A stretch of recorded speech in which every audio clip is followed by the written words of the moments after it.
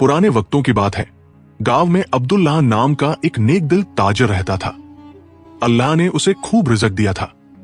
उसका उसूल था कि गांव का कोई गरीब या मोहताज उसके दर से खाली न लौटे। आहिस्ता आहिस्ता उसकी सखावत का चर्चा दूर दूर तक फैल गया। अब न सिर्फ उसके गांव के बल्कि आसपास की बस्तियों के लोग भी उसके घर के बाहर कतारें लगाते, बस उसका इंतजार करते कि वह आए और सबकी मदद करे।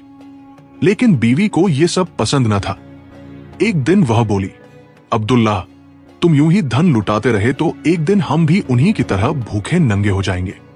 कम से कम अपने गांव के लोगों तक ही मदद महदूद रखो।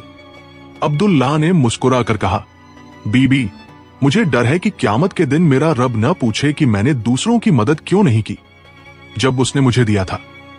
बीवी ने सख्त लहजे में कहा, इस रफ्तार से तो जल्द ही हम भी मोहताज हो जाएंगे। अब्दुल्लाह खामोश हो गया, मगर दिल ही दिल में दुआ की, या अल्लाह, मुझे नेकी करने की तौफीक दे और तेरा दिया कभी बंद ना हो। वक्त गुजरता गया। अब्दुल्लाह पहले से ज्यादा खर्च करने लगा, यहां तक कि एक दिन उसकी जेब खाली हो गई, दुकान बंद करनी पड़ी और घर में फाके होने लगे। एक दिन उसने सोचा, शायद बीवी सही कह रही थी। अगर मैं इतना न खर्च करता तो आज ये हाल न होता। लेकिन फौरन खुद को टोका, नेकी पर कभी अफसोस नहीं करना चाहिए। अगर आज मेरे पास 1 रुपया भी होता तो मैं वह भी किसी गरीब को दे देता। गुर्बत आ गई, मगर अब्दुल्लाह ने हिम्मत न हारी। उसने बकरियां चराने का काम शुरू कर दिया। बीवी दिन रात ताने देती, देख लिया, हम भी उन्हीं फकीरों जैसे हो गए जिन पर तुम तरस खाते थे। अब्दुल्लाह मुस्कुरा कर कहता, बीबी, हमारे पास सेहत तो है, ये पैसों से ज्यादा कीमती है।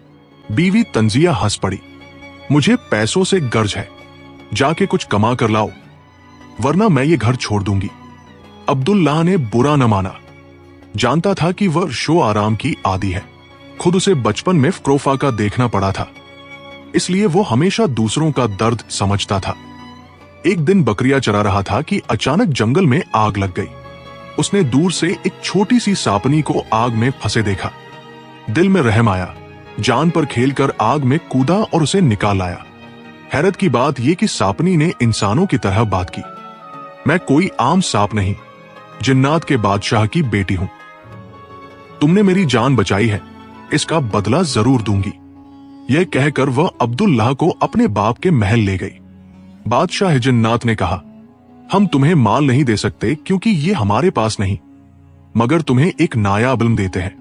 आज से तुम जानवरों की जुबान समझ सकोगे, लेकिन शर्त यह है कि तुम यह राज किसी को न बताना।